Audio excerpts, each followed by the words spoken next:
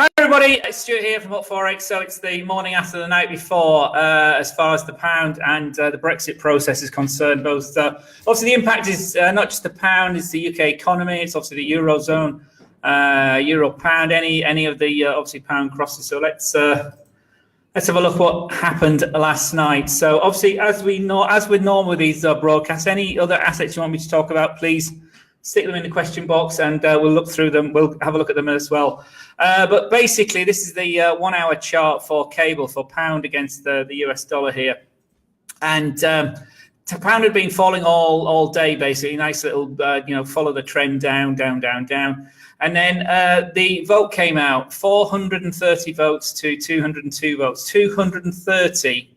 A defeat by 230 votes. It's historic proportion. That's the most any prime minister in the UK has lost a vote by, and most politicians would have fallen on their sword and resigned, but not in this unprecedented situation of Brexit. So pound fell on the immediate aftermath, but then lots of people have been asking me, why did it recover so quickly, and why are we back to where we were yesterday? Basically, this 128.50 zone or 128.70 as we are. It's even perking up as we're talking at the moment. The reason it recovered quite significantly was because the options now are diminishing. So the chance of a no deal, which is the worst situation for both the euro, the UK economy, the European economy, have now diminished somewhat. The chance of a general election have somewhat diminished as well, even though Jeremy Corbyn, the leader of the main opposition party in the UK, has tabled a vote of no confidence. Again, pundits and the market is expecting that to fail because the Tories won't want Corbyn in as the new Prime Minister. And markets certainly wouldn't want that. We'd have a big dip down on pound and UK economy, UK markets as well, if that became the case. So that's diminished. What is more in focus now is what, talk about soft and hard Brexit, excuse me, is a much softer Brexit in anticipation of this rejection of this deal as it stands. What happens now technically as far as the parliamentary process is concerned is she now has 3 days to come up with a tweak to it or a new solution or a new bill. So that's basically close of business on Monday. She needs to come back with something more positive. In the meantime, all the other parties that, there isn't one consensus for what the solution is within Parliament. So all the other solutions are being kicked around. So the chance of a no deal is diminished. The chance of Brexit, the Article 50 being extended beyond the 29th of March. Remember, it's only like 70, 72, 71 days or something like that to the 29th of March when the UK leaves. But legally now, what's standing is that would happen. Legally, if there's no change to a bill or a new bill coming forward, that's what would happen. Britain would leave with a no deal. But the market clearly is not expecting that to happen because pounds bounce back up quite significantly. So that is diminished. So the other option is obviously a people's vote, as they call it, a second referendum. And so the probability of that has risen a wee bit as well this morning. So everything's still to play for. The Prime Minister is still in place. The process today will be they will go through this idea of a no confidence vote, which again she's likely to win. I mean, there is nothing's ever certain certainly in politics, but there is an outside chance that she loses that. Then we will see a big dip down in the pound, I would imagine, if there's a general election called and she loses that. The only way she would lose the no confidence vote in Parliament is if there's a significant tranche of remaining Tory MPs that are Remainers that I think it's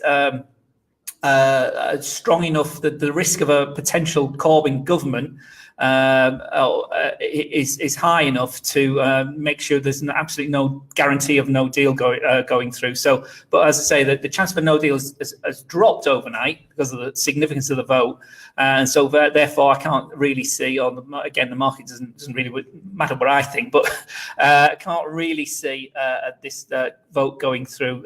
This no confidence vote being approved today. So there we go. It's Adi's saying exactly pound. Where do we go from here? And pound. Abel's asking about pound euro as well. We'll have a look at the technicalities of it. But as you can see, let's have a look at this now. Adi, you can see here on the 1 hour chart, we dipped all the way down. And we just rebounded. We're back to this 128.50 level. So where technically, where are we going? Well, yesterday we were up to this 129.50 15 level, 129.09. We spiked as high as 129.15, I think it was. Day before, retested it again yesterday. Now we fell all the way down. So that's our next resistance, 129 level. Obviously, the big psychological number as far as cable's concerned is the one up here at here we are, 130. So this is the 1 hour chart. So on the pivot now, for the daily pivot, is now risen to 128.15, above the key 200 period here. So this is rising gently, gradually.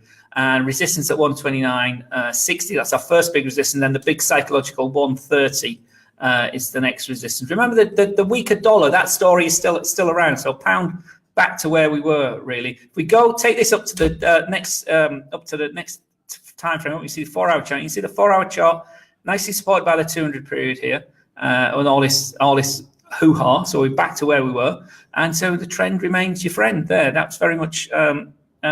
This one's broken. Let me just stick down this latest one here. Why isn't that line working? Come on, there we go. So that uptrend was broken. We've dipped down, but we're still, that's not too far away again. So this trend line here. Now, if we got to the daily time frame, you see daily's nicely bid here. So you can see daily here. Take that. That's a 4 hour line we just put on. You can see we broke over the 20 period here at the beginning of January, and that's held. 20 periods held quite nicely. We're nicely starting to move up here. The 20 needs to tick up a wee bit more, a bit more impetus. But that's a really good example of how the rejection of this big vote against her, it's rejected the dollar going, the cable rate going down. So we're nicely bid, running into this 129.60, 29 level, and then the 130 level here on the daily time frame. And then next key resistance on the daily is a 200 at 130.35. So a big resistance there around R2, and the 200 period there for pound on the higher time frames. Abu Bakr has asked about obviously the other key one, which is the euro pound, which really, that's the one that really counts. The cable rate, everybody focuses on the cable rate, but really as far as the Brexit impact is the euro pound. So let's just find that. Where is that down here? Here we go. So euro pound, a similar sort of move on what's this for us? Let's go down to the 1 hour. A similar sort of move yesterday. So here we had the euro running up, ran into the 200 period. News came out, and the pound, it ran up euro, and then euro, as the pound appreciated as the news broke last night, euro pounds fell again. So we were pivoting around yesterday around this key 89 level. Let me just put that on there. This key 89 level yesterday. So this big sideways action before the news started to break. So we were going, we knew. Vote comes out, much worse than expected. We rallied up, and then reality sort of took hold, and then we've dipped down. So we've broken back below. Interestingly, euro's gained here. We're back below where we were yesterday. As with cable, we're sort of just above where we were yesterday. Here, euros are back below. So pound as here is relatively well bid. So we're here at 188.65. If we take this up to the daily chart, this had been in a nice strong uptrend, and it turned around quite significantly in the last few days. So euro pound had been up quite nicely. We'd ran into 90, and we'd even tested 91 at one point, and then we turned around quite significantly here on Friday, on the 11th. Yeah, that's right, Friday the 11th.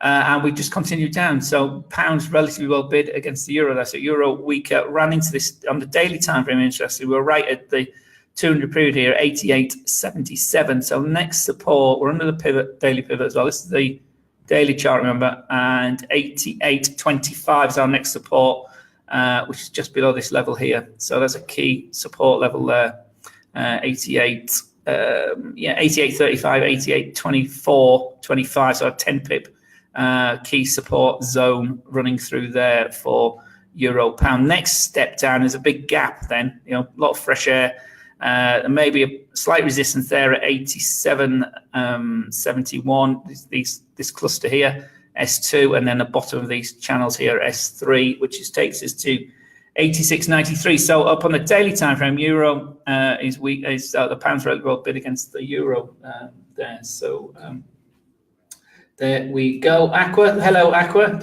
Nice to see you live as well, young man or young lady, whoever you are. So, anything else you want me to have a look at? Please stick it in the box. We'll have a look at it. But let's just run through the main crosses as well outside of what's going on in Brexit land, and obviously pound will still remain in focus today. So, euro. If I just zoom this into today and zoom this up a bit out of it, so we can all. Whoops. We can all. It's too much. We can all see. So, stepping down here, euro. Stepping down up this week. We're under this 114.75 where we were yesterday, and we've stepped down this morning. And yesterday we've stepped down because it was earlier in the week. We were at this sort of holding on the 200 period here. We stepped down, big candle there, retraced a little bit. That looked like they may move back up. Didn't, rejected 14.50, and then big candle down again, and then a weak retrace here. So we've gone to the downside. So euro relatively weak against the dollar here today. What's going to happen today? Let's have a look. We really don't know what's going to happen, do we? But we're here under 113.93. So we're under the psychological 114. The first thing that jumps to mind. S1 at 113.65. So pressure to the downside if we remain under the psychological 114. There's not a great deal of data out the Eurozone today. Obviously, it's been Euro itself's been impacted by what's going on across the English Channel in the UK Parliament. The key bits of news today are we've had some German PPI we've had out. I can't remember. Let's just double check. That's my calendar gone. That's why you all keep your calendar together. Lots of chat. Yeah. So we've got UK. More importantly, we've got obviously. UK inflation data, RPI, CPI, and PPI data. And also then, ironically, a speech by Governor Carney as well today. So again, pound remains very much in focus. But as far as the euro is concerned, it's not a great deal of data. And again, US data this afternoon has been curtailed because of the government shutdown. So again, we'll see how that pans out later on today. I think oil inventories are still scheduled to, as of with every Wednesday. So we're back over 114 now. Euro, so that key level is held. Yen, the dollars sort of picked up against the yen again in the last couple of days. We've bashed into this key level here, though, this 108.65 zone here, this 200 period moving average for the last few days as well. So we can't get over 108.75 is the key level here.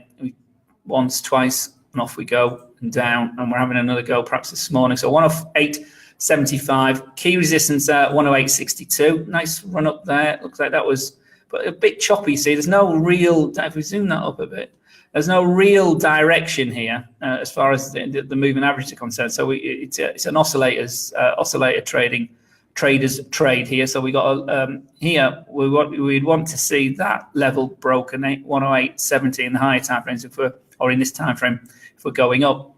And the bottom of the channel is sort of through here as well, isn't it? Sort of, it's just rising a bit. We've got a bit of a wedge forming, perhaps, around the channel. So let's have a look at that. Oops, that one there. Too many yellow lines on here, isn't there? So we've got a bit of a wedgy shape that's broken. Yeah, it's a bit smidgy. Not quite sure what's going on, but no clear direction as far as the moving average is concerned. But that potential pressure to the upside. If this again holds again and is rejected again, and certainly the 108.70, we may be looking to tick down to this support level here at 108.30 zone as far as the yen's concerned. Cooper says hello to everybody. So everybody's still here. Hello, Cooper. Hello to you. And we've got somebody asking about the dollar. I guess you mean the dollar. The dollar against Turkish lira, I guess that's just, I haven't got that on here, but let me just find that for you. Forex.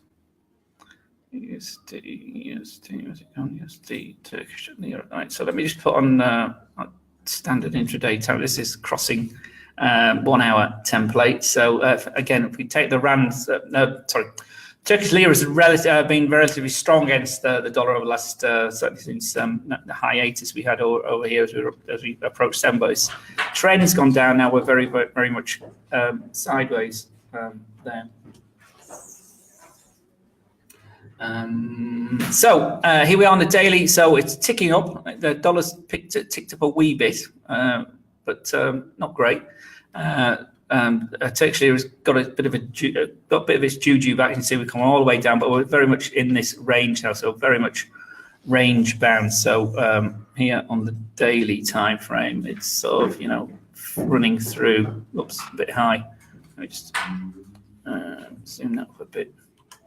Yeah, so these fractals, actually can't see that very well there, can you? So these fractal highs here, so we've come down, we've bottomed out, and these fractal highs, and the top of the Bollinger Band is holding this. So it's very much a range bound. But the floor, the low we got to here, if I zoom that in, you can see it. So the floor here at the end of, the end of November, this three candle floor here has held at 5.15.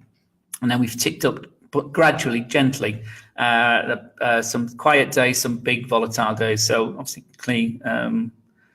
beginning of that hiatus we had with the Japanese yen here at the beginning of second and third of January. But generally, more momentum coming back after the holiday period, and we're ticking up. So the 20 period is sort of held here. It's not a great particularly volatile or active one, but generally it's a sideways action there for you, Metdo. I'm really, there's not a real, the trend remains a wee bit to the upside there. I assume you trade this up on the daily time frame. So let's just zoom that in. So there we go. So yeah, we need to, perhaps break this. That's perhaps a bit high. Let me just zoom that in a bit. Oops.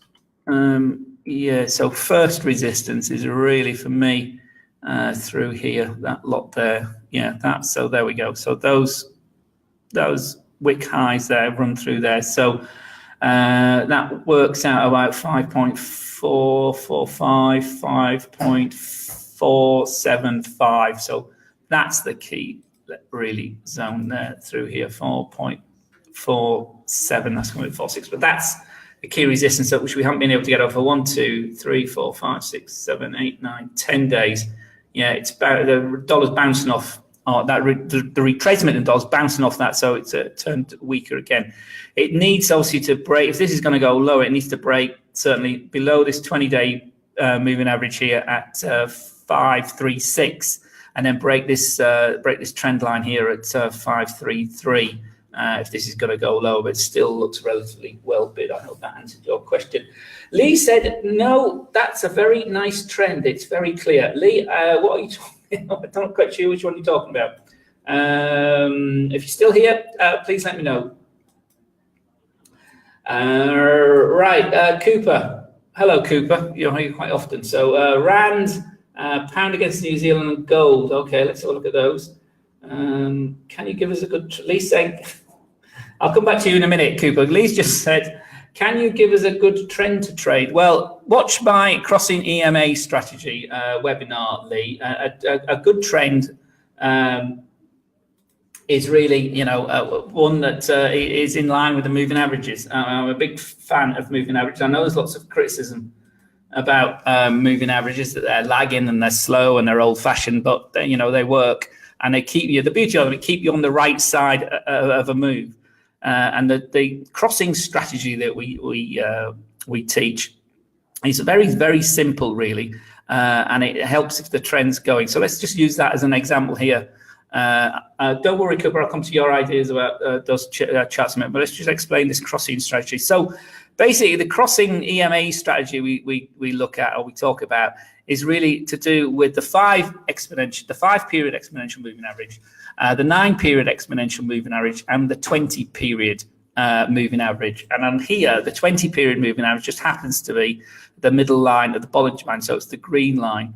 So for anything to trigger either up or down, we need the 5 and the 9 to cross, and then the candle to have crossed the 20 as well. So two key things to happen. So here, for instance, at whatever this was, on the 31st of December, or the 1st of December, the 2nd of January, we had that happen. The blue line was now above the yellow line, and the candle for the 1st of January actually closed significantly above the 20-period moving average. So that would have been an entry.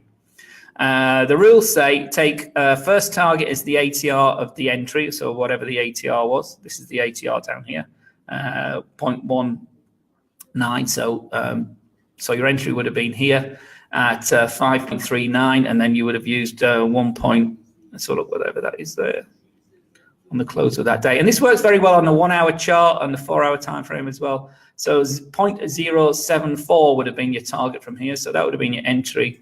0.074 would have taken you up to about here. That would have been first target. And then second target, you could then, there's two ways of doing this, two key ways of doing this. You can then re-enter if the first target gets hit. Are the moving averages still in the line? Well, by the time we got to here, which is when the first target would have been hit, yes, there were. The 5 was above the 9 and the 9 was above the 20. The only caveat was they weren't really trending, weren't really pointing in a direction. They were neither going down nor up. They was relatively flat at that point. Yes, we'd had this big uptick because of the big candle here engulfing all of this. And that's another key indicator as well, this big candle here engulfing all this previous action here. So it's a very significant candle where we had that up. But then we retraced quite significantly. And we had all that hiatus in the day as well. So it's where, but we closed here still. So we retraced quite significantly, but we then continued up and up. So it still would have been up. So second target would have been is 2.5 times the ATR at entry. So first target is ATR times 1, and target 2 is ATR times 2.5. And the stop loss needs to be where it needs to be, as I say all the time. And people say, well, what does that mean? Well, it means, where did the market turn? Where did we last have a low? Well, the recent low was sort of below this level here, wasn't it? You know, so there. If you want to be ultra conservative, you would have gone to the low, this low that we'd identified at the end of November, end of December here on the daily. So all the way down there. But you know, comfortably. Once you got to target 1, you could have brought your stop loss up to this level here, and then even up to where you entered potentially as well. But I'm not a great one-thought move stop loss. Anyway, I hope that made sense, Lee, and answered your question. But Cooper's asked for the rand, the pound against New Zealand, and gold. So let's have a look what we've got. This first one on here is gold. Gold remains well bid as far as I can see in the daily time frame. Because again, another one that's on a nice trend. It's another good example of what's going on in the gold market. Lots of significant things going on in the gold market. We've had this breakout on the daily time frame. We've ran up and again trending very, very nicely. But that's all happened now. Where are we going forward? Everyone wants to know what's going to happen next. Well, what I can see clearly here is that we can't close over 12.95 as far as the gold market's concerned. So for 1, 2, 3, 4, 5, 6, 7, 8, 9, into our 10th day now, we've tried and we've bashed into it and we've bashed into it, and we just can't get over it. But also we can't go down. We can't close below this 12.86.51 level, or this sort of level here where we can see, if you can see there, it's a 61.8 level. And what does that mean? Well, it's a Fibonacci level from the key move we had last year. Last year, we were all the way up at 1365 was our gold high for 2018 in April, May last year. We had a triple, if I zoom that in even more, we had a triple top here. This triple top here running through January, April and May. Triple tops tend to suggest markets are going down, and that was an indication of what was about to happen. No, wrong way, Stu. There we go. So that was our top here, our bottom, and we ran this down very nicely all the way to 1160, our low in August. So that's our major Fibonacci movement. Put our little fib level on there, and where do we get to? Well, the cycle, the key 61.8.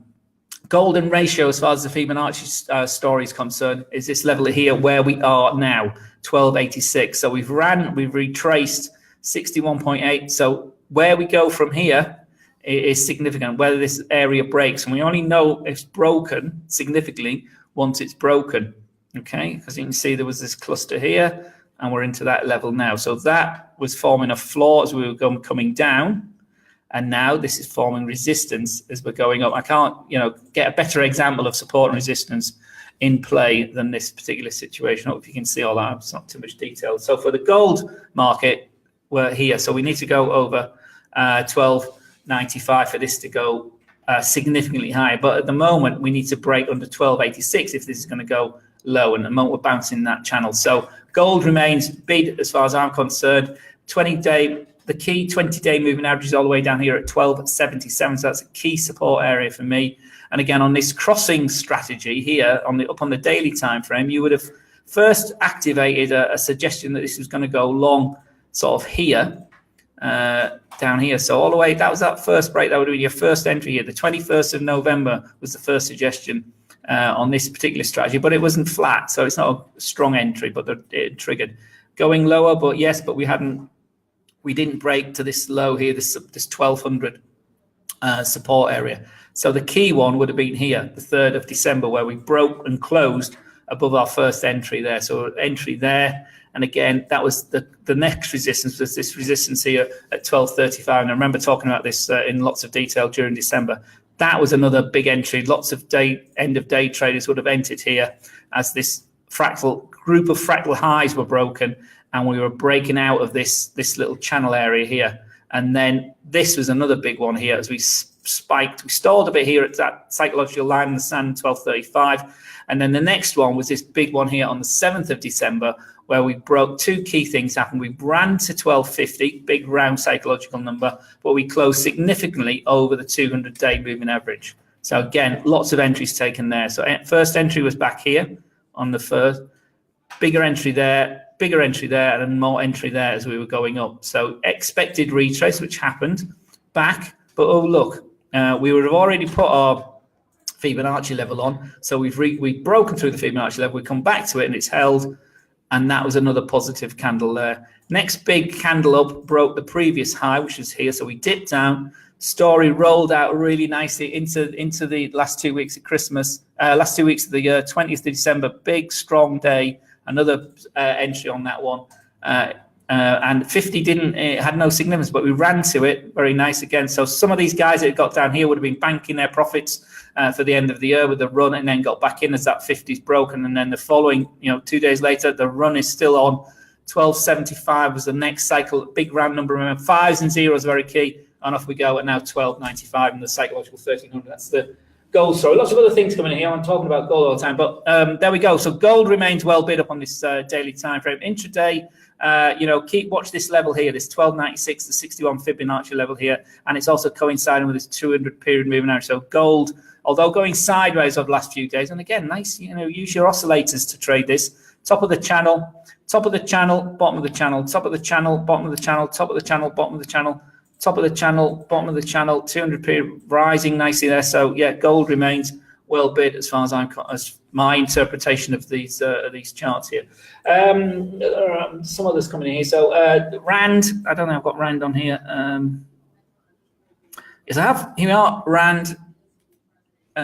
So again, the trend from September remains down. We broke over it, but we're coming back to the trend line, which is again, I don't know why I put this on here, but we're coming back to that. So we've broken. Let's zoom this up. So Rand doing relatively well against the dollar here. We've broken under in the last couple of days. Again, I haven't looked at this for a while, but significant break was yesterday. But again, see the same stories playing out. That's why I like moving averages. It keeps it simple. So again, we'd rallied up. So again, the rule was there. We'd have gone long there, up, up, up. Rallied into a key level. It's the 1465. That rings a bell for some reason. I can't remember why, but yeah, we didn't get as high as the next level. But there we go.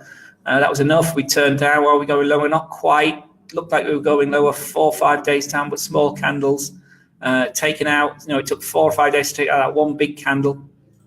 So no more buys. That's what that's telling me. So we had a resistance there as we were going up. Big candle, buying climax potentially. You would have looked to the left and thought, wow, perhaps we're going up to this level. But no, that was the last buying climax. And then it's taken 1, 2, 3, 4, 5 days to get rid of all of that one candle. So that still look quite robust. Buyers, no more buyers. Final buying climax took us back to where we were before, but no, we closed down. That's your short entry there. Followed through aggressively the following day. And bang, 200 period held for 1, 2, 3, 4, 5 days. We broke it on, when was that? Monday. So that's, it's been short from here, the 3rd of January, and we're still that's still short and still running. Another way of running this crossing average, instead of the let's say you can use the ATR times 1 for your first target, ATR times 2.5 for your second target, and a third way of of running this one is to take your ATR1 as your first target, but leave your second target open and running until the candle closes back over the second moving average that you're using, which is the 9-period moving average here. So here, a bit more downturn on the 20 period, and that's a nice strong trend developing here. So you can see it's just curling down now, but you can see the 5 and the 9 nicely aligned. There's nice gaps, but not too wide. If we get too far away from the moving averages, we're too extended. So we reverse to the mean, as they say. But look where we are now here for the rand. We're at these low levels here from the end of November, and that rings it. But remember the rand, the lira chart we just looked at, that low, the Turkish lira low here at the end of November, beginning of December. Well, it's exactly the same 3 or 4 days we got here on the rand. So the EM currencies are in sync there, but the rand is obviously doing better than the lira because we're back to these levels and we're pushing lower by the looks of things. So if I zoom that in a wee bit, where's the next floor? Well, there's a bit of, it's fresh air, isn't it? So we go back.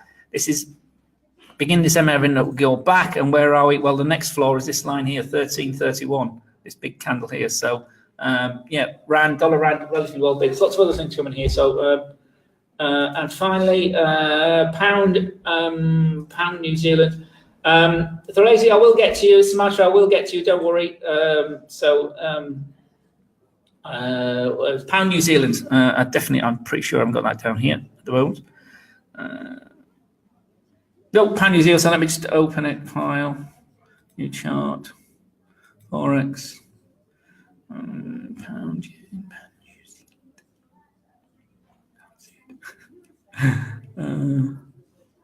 Pound CAD, pound Oz, it's always the same, isn't it? Pound New Zealand, here it is. It's not open, so let's just put that standard template on. Crossing here, mate. So pound New Zealand, so very similar move in the hour chart as you might expect. For pound New Zealand, I'm not sure what time frame we'll be looking at, Cooper. I'll default to daily, okay, where we'll play it down from there. But you can see intraday, we're at a key level now, 189. So, it's interesting. A big psychological level here for pound New Zealand. Pound's recovered against it quite significantly on the 1 hour chart, held the 200 period just like it has about a lot of its other crosses today, I would guess. If we go to the daily chart, though, we've been in a big downtrend. It moved higher here, went over our 20 period here on the 19th of December, pound against New Zealand up. We've come back down, but again, the 20 period, was it Coop? Who was asking me about trend trading? Well, there you go. You see how the 20 period has held. We're up, we're down, but it's held all the way up. So maybe running out of steam. I'd like to see that break over that resistance there, 189.75 up on the daily time frame. It's going to move up and break this fractal highs. Fractal lows are starting to form lower highs. So maybe drifting down again. But the key support is the pivot point, this cluster here. Let's zoom that up. The 200 period, 20 period here at 188.25 and a pivot point here at 187.89. So key little support zone there. So that's a key state. See how that runs through there? Excuse me. Sorry, I'm not on the screen. See how that runs through there, this pivot point. And so that's relatively well bid still, a pound against New Zealand. Let's have a look. Somebody else have a chance. So dollar against the Mexican peso.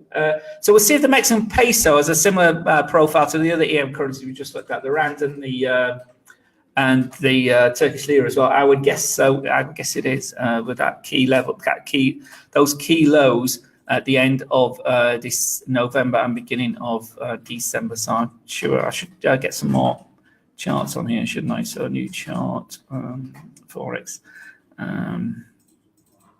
What are we looking for? Mexican peso, rubles.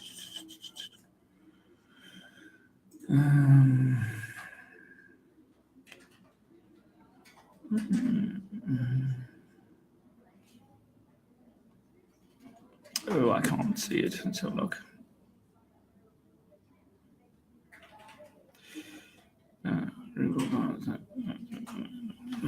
I can't see it. Where is it? Can anybody see it? Everybody tell me where it is. I can't see it today.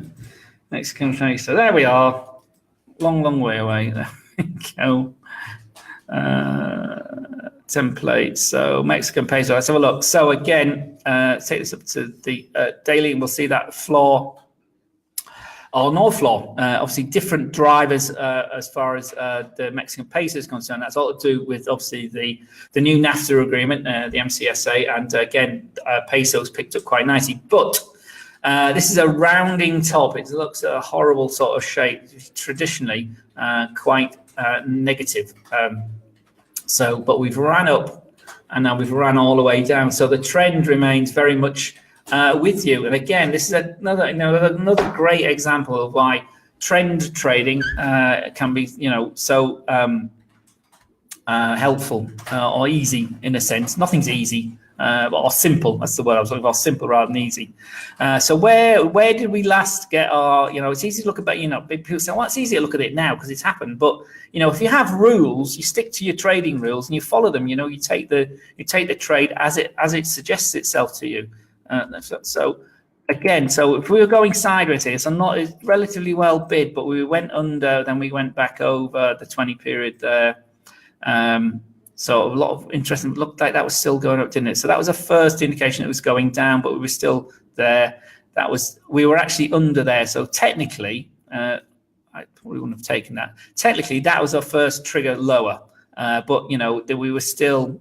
This would have perhaps questioned actually whether you took that or not. So down, we went down, and then that one, that would have been, an interesting one because we continued down and we closed below this last low here, and that would have been a tentative entry. Went against you, and then would have stopped. Well, probably, it shouldn't have, but depends. If you'd had your stop loss up here, the highest level, you would have still been in it, but probably. Because that's where it really, really the turn was there. So the rules should have been, stop losses should have been up here. But probably the stop loss might have been in real terms, would have been probably a bit lower because we'd have seen that and that. So we would have probably been stopped out of that first move. But then that was just shaking out. So that would have been the second entry there. We'd have tried again because, we closed, perhaps you can't see that, but we closed lower than that low there. So we were pushing lower again. There was no wicks to take it much lower, and there was that one perhaps keeping you out. So maybe you might have, but that would have been a heads up. We thought, interesting. So we've lost that one potentially, probably. We may not have done if we'd had our stop loss in the correct place. But in reality, we've probably been stopped out. But that would have been, and then this was the killer, this one here. Whatever date this was. This is the 20th of December. Oh, look, the 20th of December again. Remember we mentioned that a minute ago about some other currencies. So here. Remember, we're interested in what's going on here. We don't know what this is going to happen, but if we look to the left, we've closed below this key level here, the one that was keeping us out in the first place. So that has broken, tested twice, and then broken really significantly on that day. Thought, that's really interesting. Next day we retraced, but we didn't retrace anything like 50% of it. Closed here. Next day we were down again. So and more entry there, and then more entry there, and then that's significant running, and that has just continued to run down.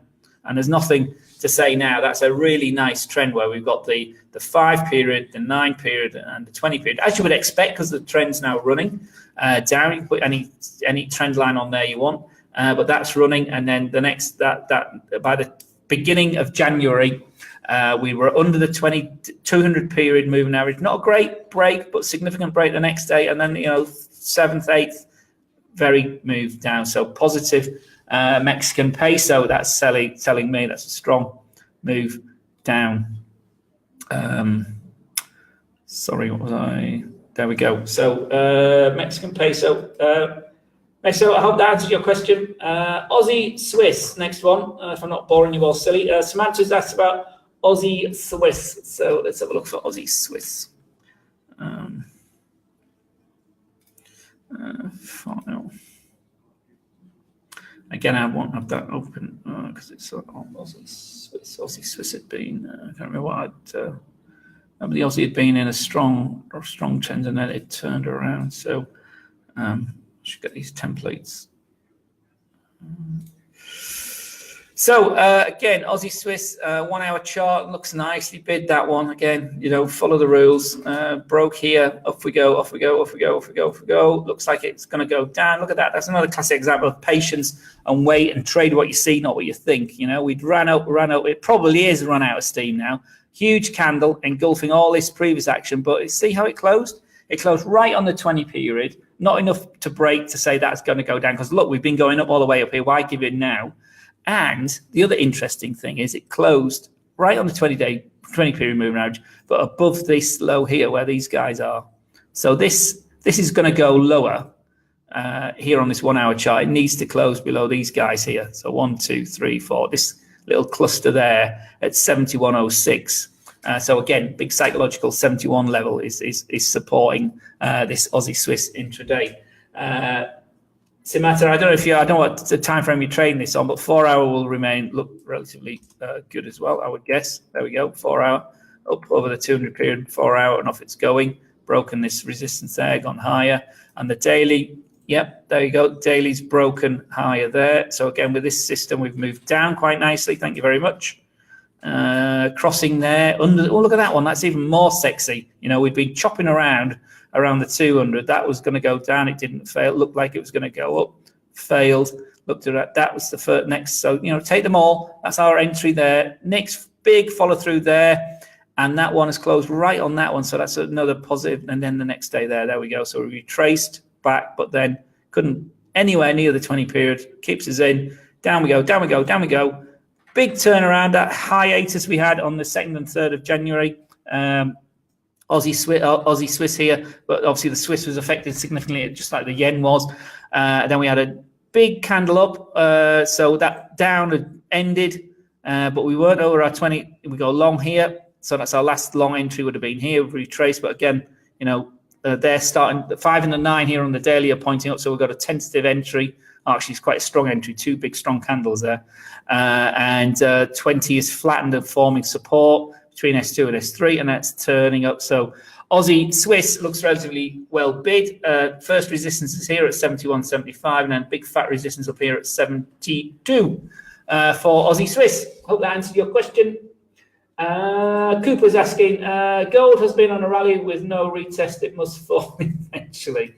Cooper, you know, it may do. It probably will. But, you know, as I say, trade what you see, not what you think. Yes, it hasn't had a retest, but it's had a big rally, but it's bouncing out, it's congesting, okay? So it may go sideways for a while, just like it did here.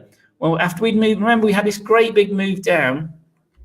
We had this great big move down all year, but we went down in steps. We congested, now we broke out, and then we moved down again and down again, right to the summer. We retraced. Was that the big move up here at the beginning of August? Well, we don't know. It's low volumes, but we couldn't break over this key level, this 1200 level, 1205. It happened to be the 23.6 Fibonacci level, but we didn't really know that yet. We couldn't at this point. We probably could have confirmed. I think that's when I put the Fibonacci level on. That the retrace was over after this big candle here, or the retrace of this held. I think it was around about here, end of August, beginning of September, as the market started to come back to some sort of normality. The Fibonacci level there, because Fibonacci levels are only, you know, they're there to be tested, and they're only as good once we've moved away from them, or once we've tested them, and that was clearly testing it, and that then became relevant. And so we were having, you know, here we were having lots of fractal highs as well, nice channel trading, fractal lows here, and the breakout of the channel, as I've said earlier, it didn't happen until we broke out of the key 1205 level and tested the 1235 level, 1223 level first. Then the next resistance was the 1235 level, which happened to coincide with the 38.2 Fibonacci level and these fractal heights. So again, sideways action. So Cooper, we may, as you say, we may just be going through that similar system now. Because remember, markets, as the great Jesse said 100 years ago, markets repeat themselves because markets are driven by people, people are driven by emotions. And so here, emotionally, gold at $1,300 is a big psychological number, and that we haven't managed to test it. So the one before that is the 5 before that. Remember, people like 5s and 0s. It's easy, and that's where we are now. 1295 is our big fat resistance, and to this 1280. Well, let's call it 1285, but 1286 is Fibonacci level is currently supplying us as a nice support level. So we'll see where we go, because it's not telling us anything. Yes, we haven't retraced significantly, but we've been in a nice run. The unbroken run, as you're talking about, is over the low volume end of the year, Christmas period, holiday period. So we've ran up to there, and there we go. But gold for me is still fairly well bid. Which pair is this? Says Brian. Brian, what are you talking about? This one?